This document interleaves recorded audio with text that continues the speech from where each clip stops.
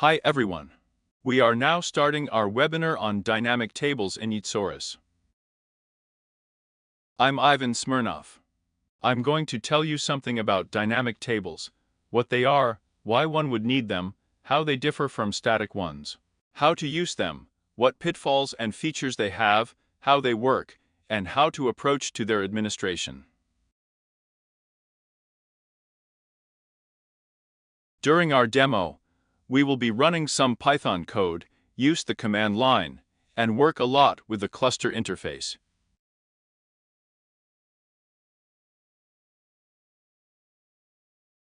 I'll start with the dynamic tables overview and tell you about sorted and ordered tables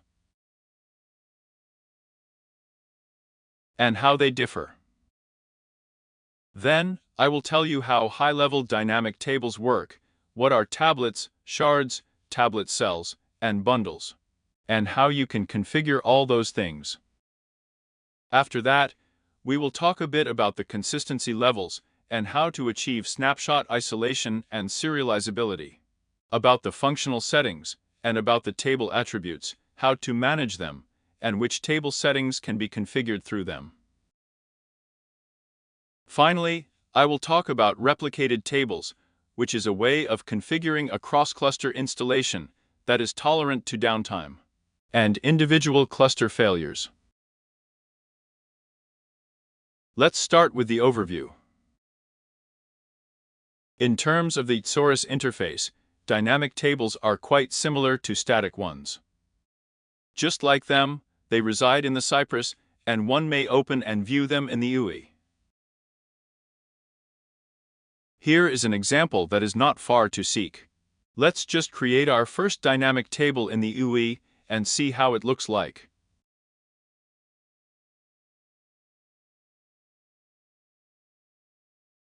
Here is the home/din directory that is currently empty, and I will create a dynamic table here using the appropriate command.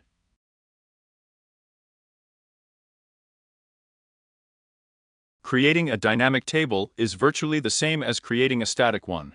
You type it create table and specify the path to the table.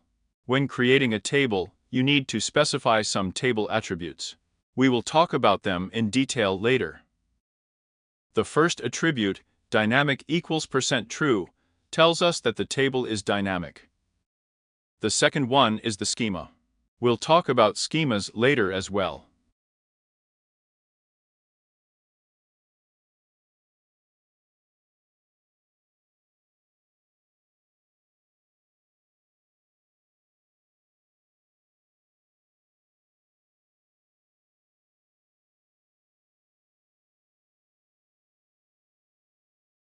Well, we failed to create our table.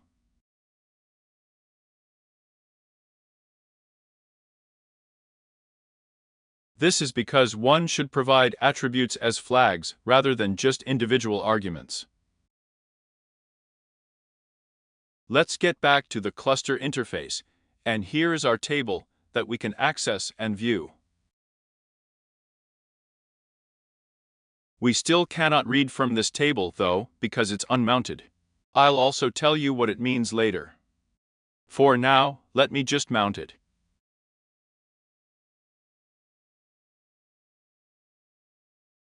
Now we'll see the table could have some data, but, in fact, it doesn't have any data yet. Let's add some and make sure it is really there.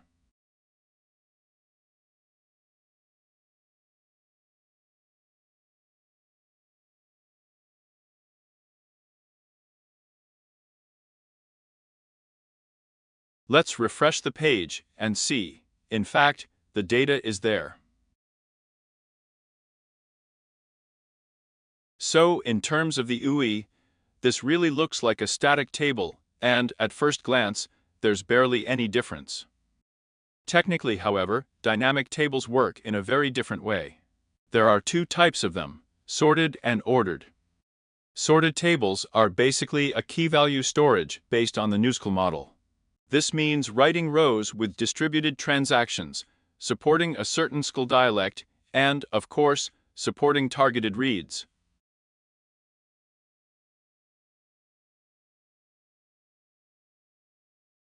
As for other features, we'll talk about them later. So, this is what refers to the sorted tables. We also have ordered tables. Ordered tables are a number of queues one can use, for instance, in a Kafka scenario. This is when you have many producers that write to the queues and some consumers that read from those queues, and trim the read data on a regular basis. Often, when someone mentions dynamic tables, they refer to the sorted ones, to a key-value storage. This is why most overviews and guides tell you about such sorted tables. As for the queues, we will talk about them as well, but just a bit, as they do not usually get covered as much. So, what is actually a sorted table? Technically, it is an LSM tree, or just data. Most data is stored in chunks that are physically dumped to a disk, just like in case of static tables. The newly written data is stored in the dynamic store memory. Classic LSM trees also use such terms as main table for dynamic store and SS table for chunk. Sorted tables use multi-version concurrency control, or MVC. This means every written value has a timestamp that gets increased on a continuous basis. Such MVC model enables consistent reads by a certain snapshot through specifying a past timestamp. Dynamic tables must always have a schema. When creating a table, we specify a number of key columns and a number of value columns, which makes a composite key. The value types may be both simple, such as int, string, or double, and complex structures, list of structures, or even a ISIN, just a dictionary.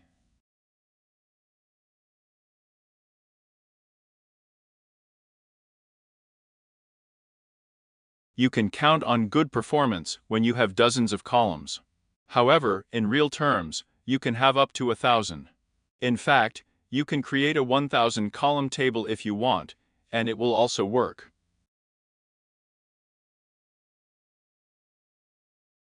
Let's look at the very basic interface of working with dynamic tables. First, you can insert data into dynamic tables. As I already showed, there is the YTsaurus command that takes a number of dictionaries. Each dictionary has a record for each field and schema. So, with YTsaurus, you can insert values into a dynamic table. If there already is a value for a certain key, it will be overwritten. Let's put hello again as a value for the same key one that we already have, and see what happens. Let's go to the interface, open the Content tab, and see that key 1 now has a new value. With a single insert command, you can write values for multiple keys.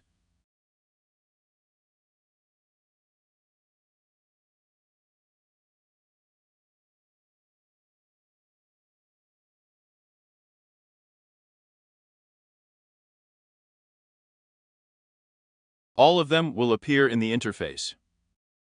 Of course, interface is not the only way to read data from tables. The two major ways we use to work with a key-value storage are lookups and selects. Lookups are targeted reads by a known key. That is, if I know there is a certain key in the table and I want to find out its value, I will use the lookupros command. Here, I specify the input key.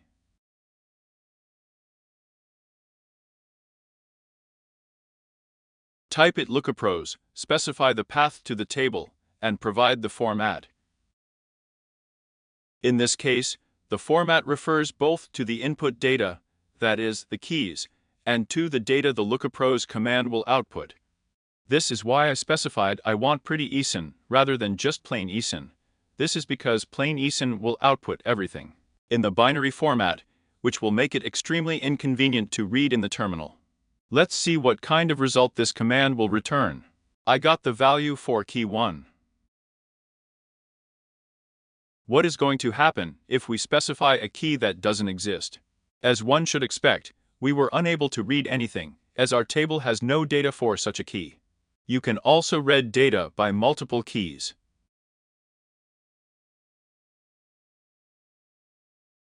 In this case, you will see values for all of them. Typically, you can both read and write large batches.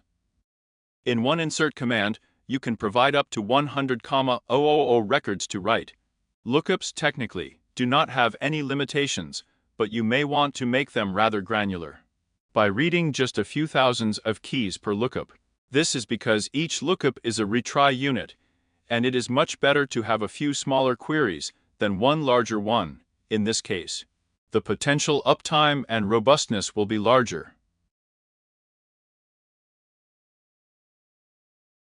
Another way to retrieve data from a dynamic table is select. Select accepts a certain SQL-like query written in our SQL dialect.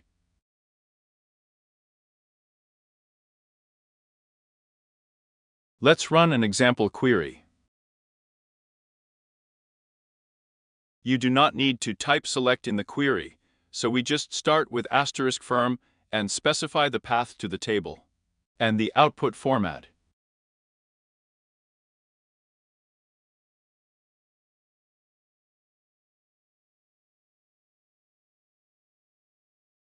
Additionally, you can type order by and get a value ordered by another predicate.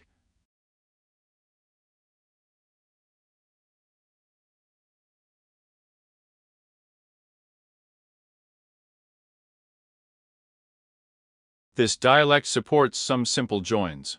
It also supports outputting ranges, so if you specify, say, between or more / less by a primary key,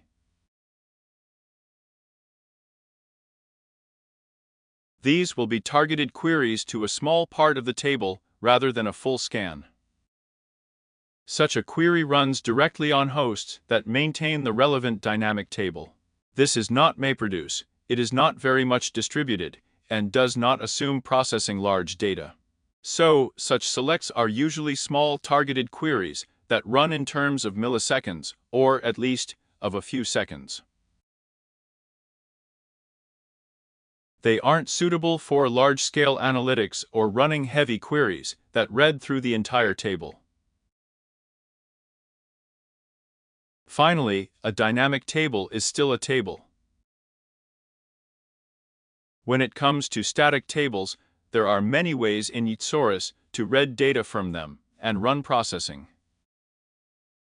In particular, we have MapReduce, we have Chit, which is an interface by ClickHouse, and more.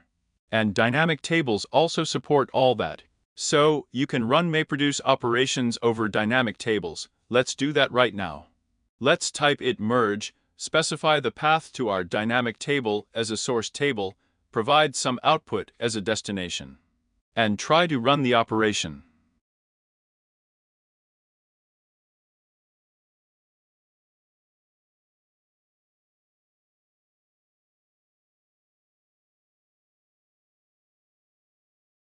Our operation is over. Let's see what we have in the output table. The output table is empty. Why is that? Because, by default, MapReduce only works with chunked data. For MapReduce to see the data in the dynamic store that is not yet dumped into the memory, you need to provide the table with a specific attribute. I'll show you what needs doing. Overall, I will talk about attributes in the second part of my presentation.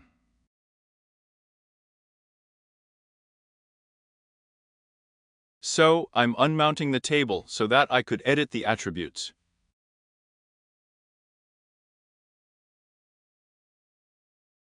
Now I'm providing an attribute that would allow MapReduce to read from dynamic stores. And I'm mounting the table again. To be sure, I'll insert one more row so that we know the dynamic store does have something.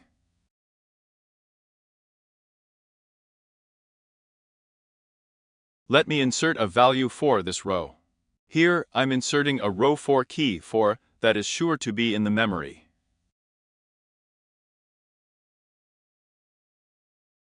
Let's check whether the dynamic store really has it.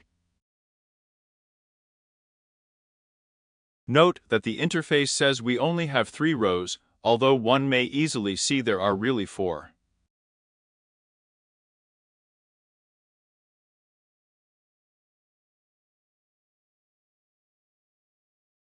This is because the stats may lag, and, apart from that, they only count the chunked data, and do not consider the contents of the dynamic store.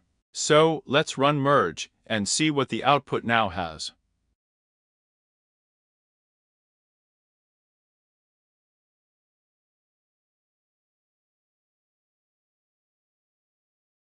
Here we go, there are all 4 rows in the output.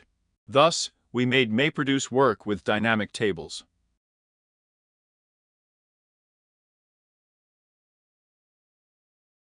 This was a short introduction to the sorted dynamic table features. Now, what is actually an ordered table? An ordered table is a table that does not have any key columns. If I created a table and did not provide key columns with the sort order in the schema, just providing the value columns, my dynamic table would just be a queue of rows.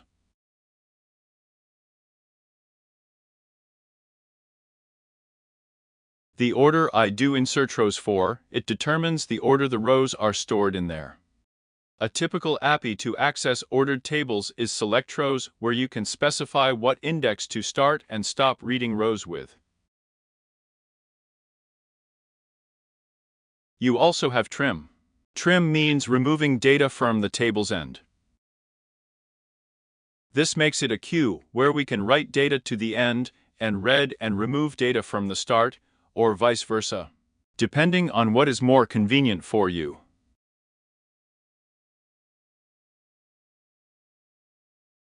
Let's now see how the tables work. First, let me tell you what a tablet is. We have a tablets tab in the UI, which may look very messy at first sight, as it has quite a lot information. Tablet is a table shard. In the great scheme of things, any storage should be sharded. When we write something into a dynamic table, we want this write and the subsequent reads to get evenly distributed across all hosts in the cluster.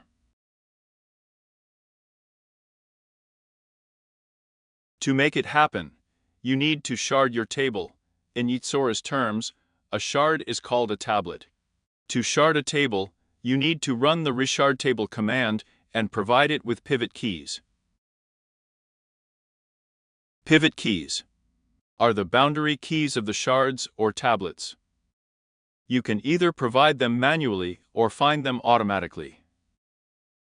Our documentation has some examples of how to reshard tables. I will show 2 ways of doing that through the command line. So, let's try to reshard a table.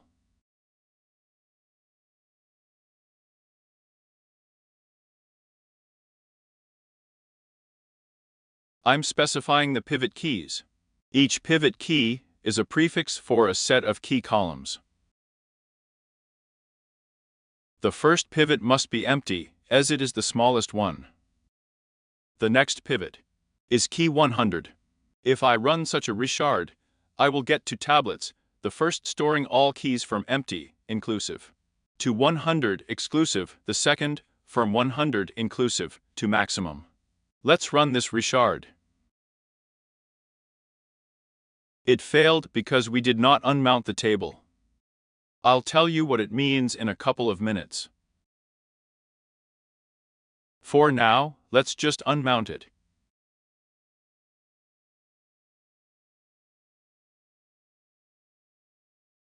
Now let's run our reshard again and mount it back. Now we'll go to the tablets page, and, in fact, there are 2 tablets now. The first one has the empty key as pivot, the second one, key 100. You can also view how much data each tablet has. We can see all data is in the first tablet, while the second one is empty. This is natural, as we have data for keys 1, 2, 3, and 4, all of them being less than 100. This is why they all are in the first tablet. There is an automatic system, which is a background process that reshards tablets and fits them to the appropriate size. It also distributes tablets across nodes so that all nodes get evenly loaded. Typically, the size of a tablet would be around a few gigabytes. This is the size for which the internal dynamic table structure works the best way. Now let's move to mounting. What does it actually mean? Once you create a table, it is sort of isolated or standalone. It is just a piece of metadata in the master server memory. The master knows there are some chunks and tablets, but for now, these are just some random IDs that have nothing to do with real compute capacity used to run a query.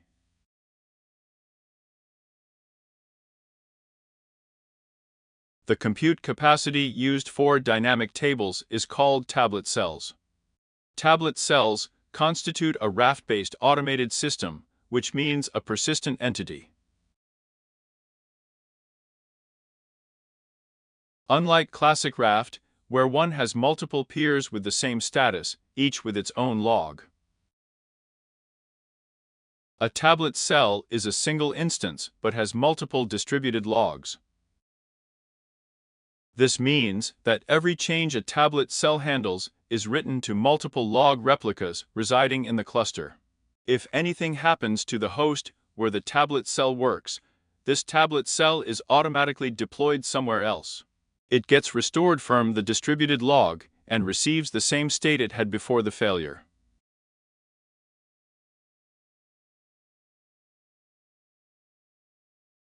This way, no data is lost. Mounting means assigning a tablet cell to a tablet in a table. Look, I can unmount my table and open it in the UI.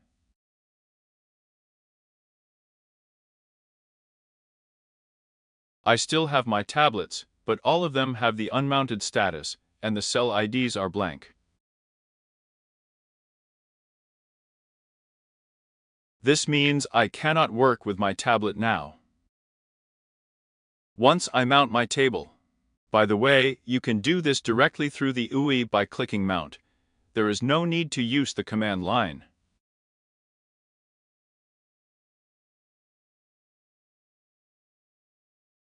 So, once I mount my table, I can return to the Tablets tab to see each tablet now has a tablet cell assigned. This tablet cell will be the one to accept insert, lookup, and select queries within this table. Every tablet cell should reside on a certain node. In our case, it is tnd-0. Tablet, we can see it here. If we kill this node, our tablet cell will be up on another one in a matter of seconds or, say, dozens of seconds, depending on its size.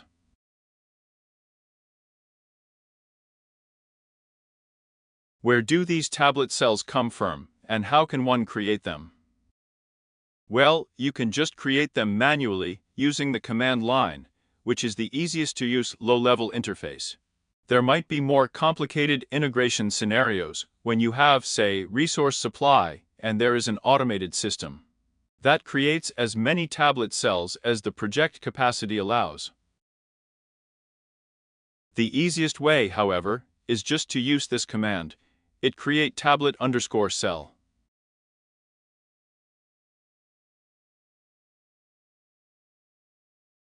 I also specified the tablet_cell_bundle attribute. I'll tell you what it means in a couple of minutes. Now I've got one more tablet cell, so if I unmount the table and mount it back, note that both tablets now share the same cell, the one having the 7C9A suffix. Now I created a new tablet cell with a newly generated ID, 69FDC5B. So let me unmount the table, mount it back, and refresh the UI.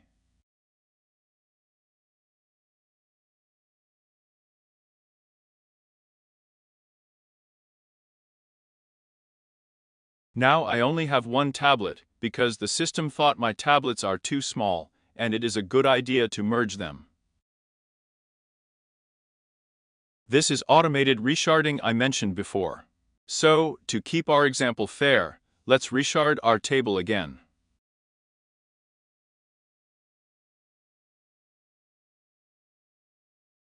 Now we can see its two tablets reside in different tablet cells. Moreover, those tablet cells reside on two different nodes, tnd-0 and tnd-2. What is a tablet cell bundle? It is a way of isolating various projects. Tablet cells are grouped into bundles. You can open a bundle in the UI. Here we can see three bundles: Default, Sequoia, and Sys. The default bundle is the one that houses all newly created tables by default. Sort of a sandbox. Sequoia and Sys are service bundles that maintain dynamic tables and are required for the cluster to keep it alive. We are particularly interested in the default bundle. Let's see what it has. We can see the list of tablet cells for this bundle. For each cell, we can see how many tablets it has and what their total size is, which node the cell resides on, and what its status is.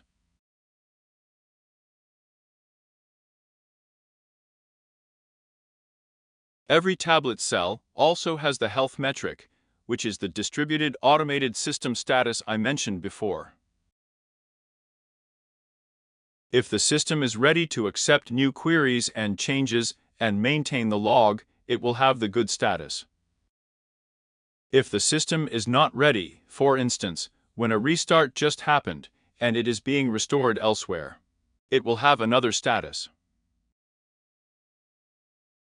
Usually, the bad status usually appears as failed. Technically, you can create any number of tablet cells in a bundle, however. Those tablet cells must be backed by real nodes they would reside on.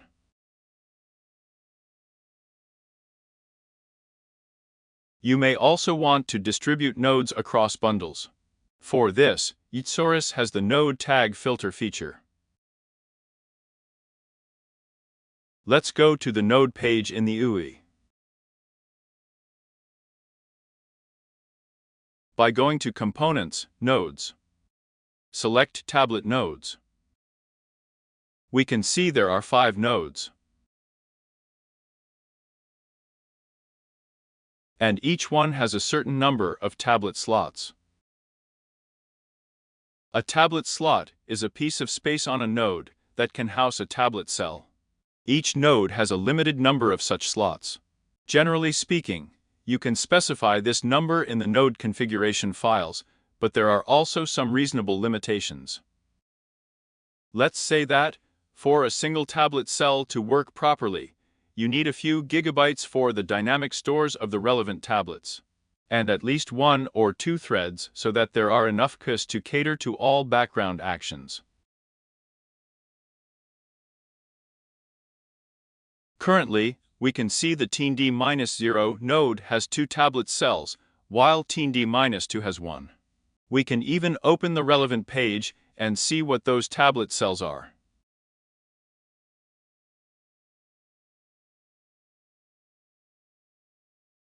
The tnd-0 node has tablet cells with these names. One belongs to the default bundle, the other one to Sys. As for the bundles, we can't even say which of them belongs to which node. Let's try to fix it. We'll do it this way. First, for each bundle, you can specify the node_tag_filter attribute. Currently, you cannot do it in the UI, so we'll need to use the command line. So, how can you actually do it? There is an object called tablet_cell_bundle in the Cypress.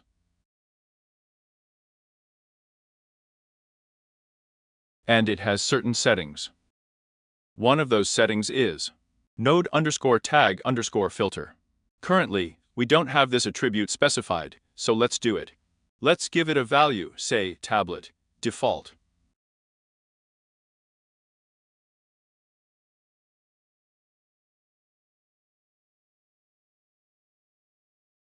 I used quotation marks twice because the first pair of quotes is used for bash, while the second pair is required because there is a colon, and we need quotation marks, so that the tag gets correctly parsed as a string. So, the default bundle now has the tablet default tag, while the sys bundle is tagged as tablet sys. Let's see what happened to our tablet cells. Let's go to the bundle page, move to the home page, and here we go, all bundles crashed. All tablet cells belonging to the default bundle do not have any space to reside in. What is actually node_tag_filter? It means that the tablet cells of this bundle will only be assigned to the nodes that have the appropriate value as a tag. Then let's tag the nodes as required. We've got 5 nodes there, and each has the user tags attribute. You can specify those tags directly through Cypress. Let's open the tnd-0 node, for example, and assign it a tag that matches the default bundle.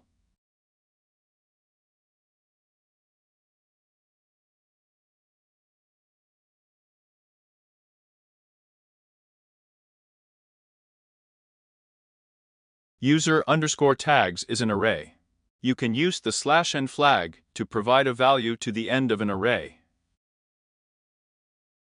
So, I'm writing this string, tablet, default.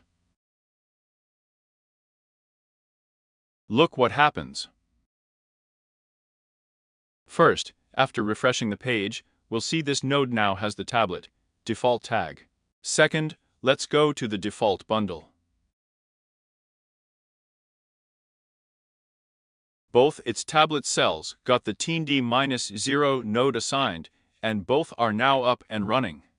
Now let's revive the sys bundle in the same way. For instance, let's take the tnd-3 node and provide it with the tag that matches the sys bundle.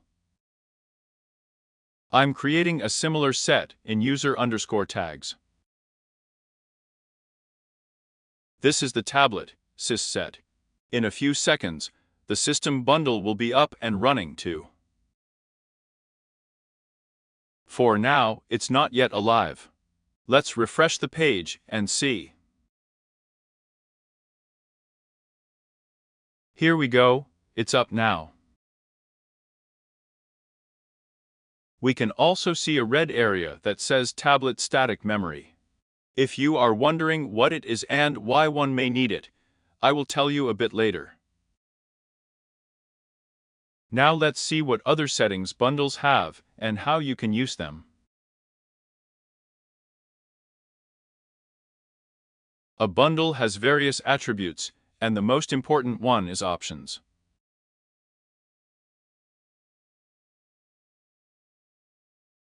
Let's see what it currently has. We can actually take a quick look at all relevant options. Some of them are technical, and you, as an admin, will be unlikely to ever use them. Some others are very useful, and you should know what they are about. First, there are options that refer to changelogs and snapshots. Changelogs are logs that the tablet cells write. Snapshots are actually snapshots the tablet cells take. Just as in other Raft-like automated services, the system fully snapshots the current state of a tablet cell once in a while. Typically, this happens once in 15 or 20 minutes. This will help to restore the tablet cell from the latest snapshot rather than from its initial state. So, the bundle options allow you to manage how the tablet cell logs are written and the snapshots are taken. First things first, you can specify the account to which the logs and snapshots will be written. If this account becomes full, the tablet cells will stop working. You can also specify the disk type to store the logs and snapshots on. You can choose between HD, SD, and NVM. As the best practices suggest, for logs, you should use NVM disks that do not store anything else. Note that the logs won't typically take a lot of space since they are not stored for long. However, the thread coming to the disks will be rather high. It can be compared with the thread of writing to dynamic tables, as each write, each row written to the table goes to the log. As the log has multiple replicas, the load on the disks is quite significant.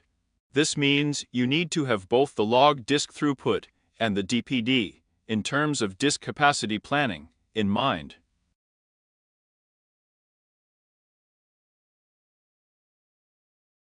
This is why you should use NVM, or at least SDs for this purpose. Using HDs is a bad practice, as the log speed and latency has a direct impact on the overall dynamic table responsiveness. Writing a single row through insert rows happens after 2 relevant log entries. If it takes either a few dozen or hundred of milliseconds to get written, which is the case of HDs, it will naturally limit the insert operation's latency. What other attributes do we have here? We have changelog underscore, read underscore quorum, write underscore quorum, and replication underscore factor. Commonly, the logs have multiple replicas, typically 5, and there is a read and write quorum. Write quorum is the number of replicas the data has to be written to so that it might be considered reliable. Read quorum is the number of available replicas required to read the data. In total, read quorum and write quorum must be larger than replication factor, so that the two kinds of quorums overlap, and the data is safely stored. A typical value for replication factor is 3 with both quorums at 2. A replication factor of 5 with both quorums at 3 is also common. You can also use erasure coding to write logs, for which you can set the changelog underscore erasure underscore codec attribute. In this case, you get a significantly smaller write amplification value. While, with replication factor at 5, it is naturally 5 in case of erasure coding. Such as when using Read Solomon 3.3, we only get double overhead for the logs. For snapshots, the options are similar.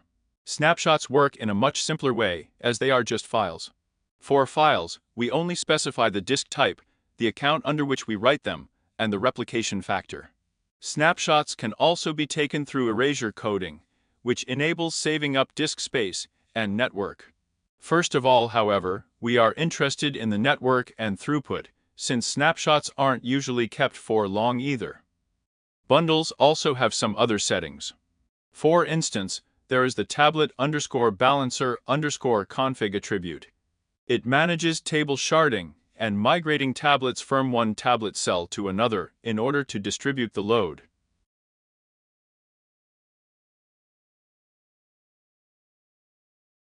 You can find more info on such settings in the auto-sharding section of our documentation. Bundles also have some settings you can tweak. Oh yeah, if you change any settings from the options section above, I mean, any log or snapshot settings, this will restart your tablet cells and the tables will become unavailable for a few seconds.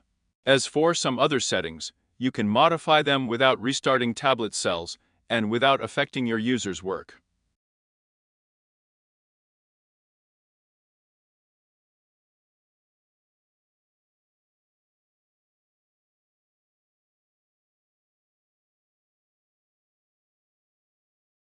Let's now talk about the consistency levels and how the transactions work in the sorted tables. Just to recap, sorted tables are an LSM tree, with part of the data being kept in the dynamic store. Also, sorted tables work based on the MVC model.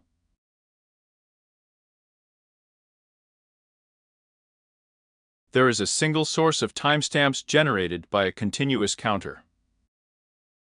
There is only one per cluster.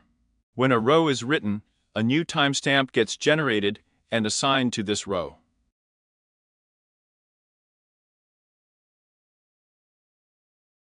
You can even read those timestamps. Let's open the table page again. I'll close the bundles. Here is the row 4 key 1.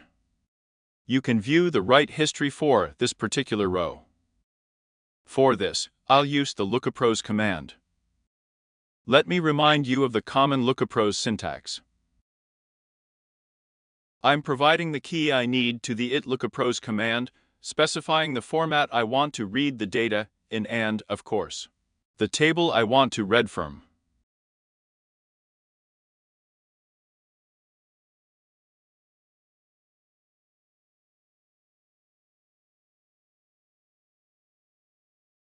If I add the version flag to lookapros, I will get a more detailed output with a history of changes to the table values.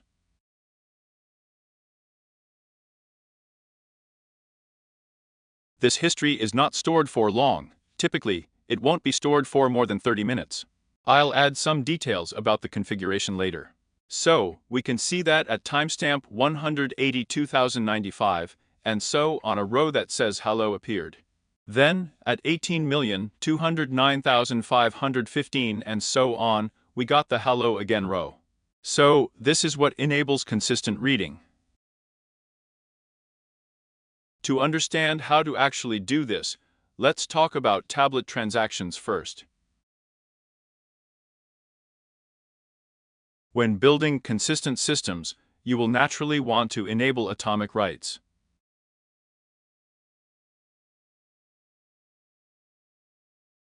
Tablet transactions will allow you to do that. Actually, even a plain insert rows always creates a transaction in the background and adds a write in the context of a transaction, even though a user can't see that. You can create a transaction manually. Our apps allow for that, and write multiple rows, even to multiple tables, within a single transaction. Then, you can commit the transaction and get the following guarantee. First, all rows within the transaction either will or will not get written. This is a guarantee for atomic writes. It is achieved through two-stage commits across tablet cells. Since tablet cells are persistent automated systems, they reliably store the information that so-and-so transaction is currently being committed and whether it will be committed or not. So we've got this guarantee. Then, we also have another. If the transaction is committed, all rows written within it, all their respective values will have the same timestamp.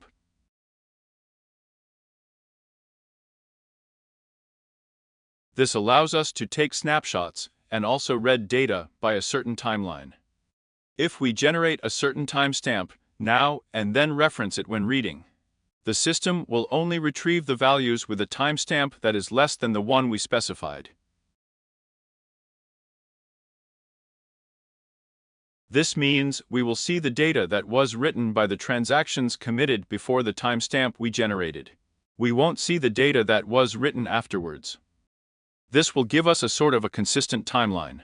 From each transaction, we will either get everything it has written or will get nothing. We can see how it works using our dummy example.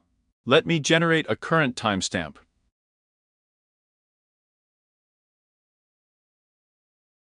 Here we go. Now let me write a row to our table. Well, so where was my insert?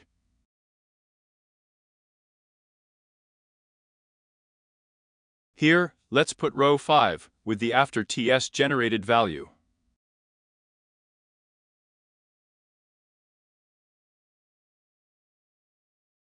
I inserted this row. Now I'm running a select.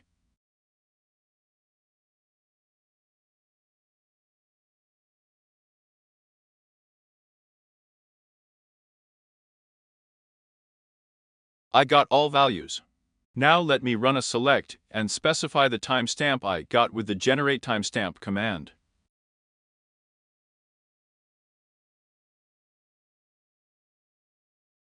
Now I only see the state for the moment that timestamp was generated. I cannot see any rows that were added after that timestamp. There is only one source of timestamp generation per cluster. It ensures change serialization and guarantees that, if there is a happen before relation between a read and a write, the respective write will or will not be visible, depending on how you formulate your query.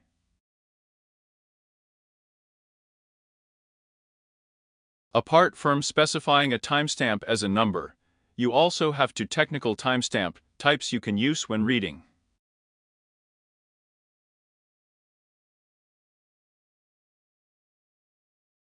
A transaction commit is an asynchronous operation. This means that it inserts rows or commit transaction, depending on which API you use and how in-depth your administration is, may return an OK and give control back to the user when the data is sure to have made it to the log, but has not been written to the table yet.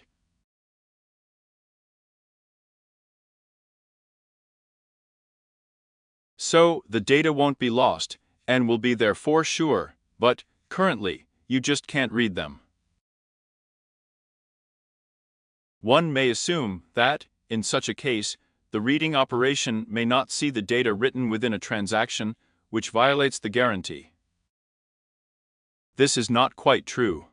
When the insert or commit transaction command gives control back to the user, the rows are locked. Any read operation that will try to read a value by key locked by a transaction will either wait until this transaction has been committed, so as to fulfill the guarantee as the read occurs after the write,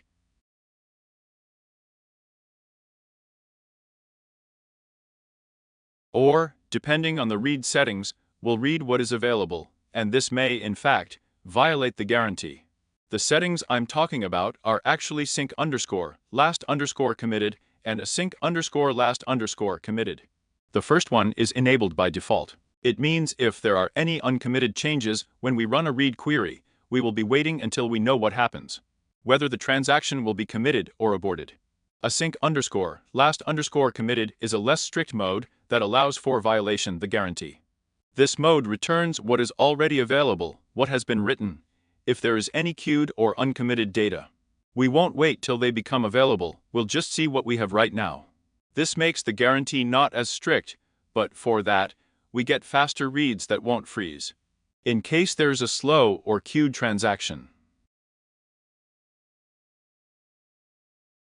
Now is also time to talk about the transaction conflicts. Here, everything is quite simple. When a transaction is created, it receives start underscore timestamp.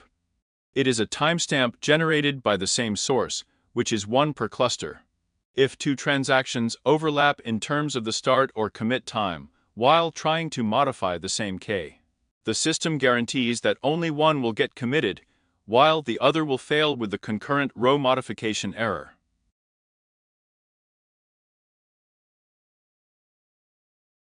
So, the transactions guarantee both atomic commits and serializability of changes for each individual row.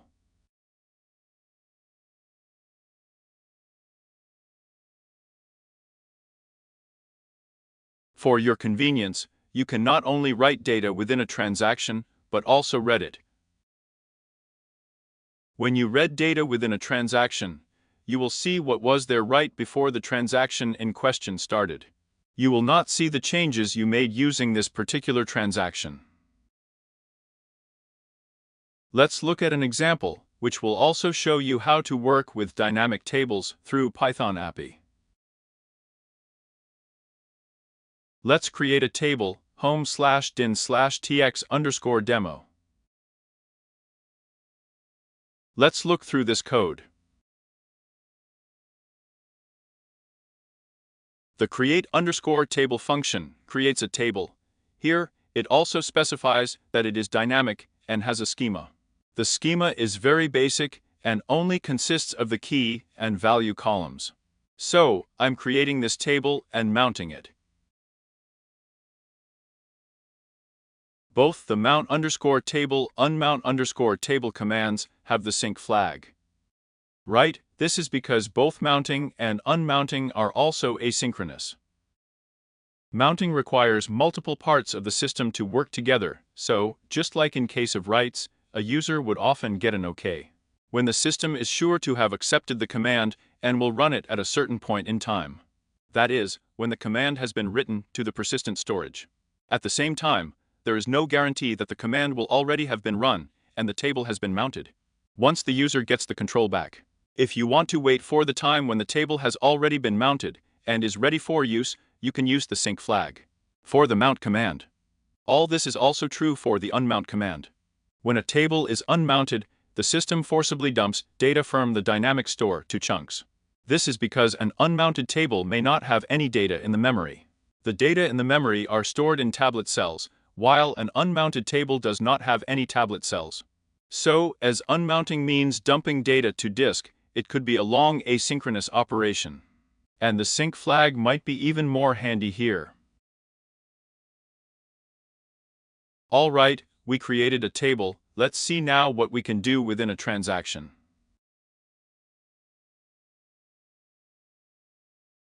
The select helper function will just output rows the table currently has in the format you need. After that, we create a transaction, but once we've created it, we don't know anything about it so far. It is somewhere, but the client does not use it. This is why the first insert underscore rows, which inserts the foo row with the inserted underscore before value, does so without any transaction context, despite the transaction being available, and the data goes directly into the table. Formally speaking, this insert underscore rows automatically creates an implicit transaction, within which this insertion happens. To insert data within the transaction context, you need to use the withIt transaction schema and specify the transaction ID there. This will inject the transaction ID into the client, and all subsequent relevant operations will run within the respective transaction. I'm now inserting the bar row within the transaction, and, at the same time, trying to see what will happen if I read rows within this transaction. Then I'm trying to read something outside the transaction context. And then I'm inserting a value outside the transaction and trying to see again what I get within the transaction and what I get outside. Finally, I'm committing the transaction and see what result I'm going to get now. Well, let's try to run this code and see what happens. Let me zoom my browser a bit in so that you could see at the same time. Oops, I can't zoom in, it won't allow me. Anyways, it looks fine as it is, right? So, let's look at the output. The first row stands for reading within the transaction, in TX. This read cannot see anything. Why can't we see the foo row? Because it was inserted after starting the transaction. When reading, the transaction only sees the rows that were in the table before it started. We inserted a row within a transaction, but are trying to read something from outside.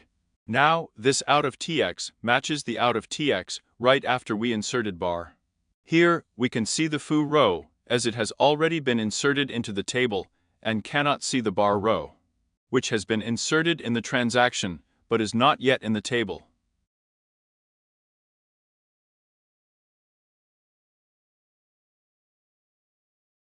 Now let's insert the cux row, also outside the transaction. We won't be able to read anything within the transaction. Outside the transaction, we'll read both foo and cux, but won't be able to see bar. Let's commit the transaction. Just as we should expect, we can now see bar that has been inserted within the transaction. Here is how transactions basically work. I'd like to note a couple of more things. First, formally, reading within a transaction context is the same as reading by a specific timestamp, which in this case is the transaction start timestamp. So, rather than running a select within the transaction, I could well have provided timestamp equals transaction underscore start underscore timestamp, and this would be the same. The way I did it is just more convenient. Second, note that when creating our transaction, we provided it with a type equals tablet value. In YTsaurus, there are two types of transactions, tablet and master, and they are totally different. With master transactions, you can work in the Cypress, that is, create tables, run MapReduce operations, take locks, and so on. They are long-lasting and may only consist of Cypress-related operations. Tablet transactions are totally another story. They reside in, so to say, another world, as opposed to master transactions. Such transactions are short-living. Their typical time to live is a few seconds, or a few dozen of seconds, at most. The system guarantees stable performance if a tablet transaction runs for less than 60 seconds. Starting from 60 seconds, you may get various issues that won't allow you to commit the transaction. Before it gets committed, a transaction only exists on the client side. This means all rows you add to it are buffered to a IT proxy that acts as a cluster client and make it to tablet cells. Only once the commit process starts.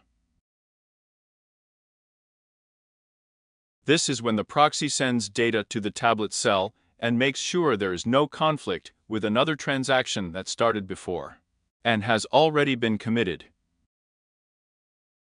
At this moment, if everything is okay, it gives the control back to the user and says the commit is over, after which the data appears in the table. This is why the transactions should be short and small. There is a limit for the transaction size, which is 100,000 rows. I would, however, recommend that you have a few thousand or a few tens of thousands at most, without approaching that strict limitation.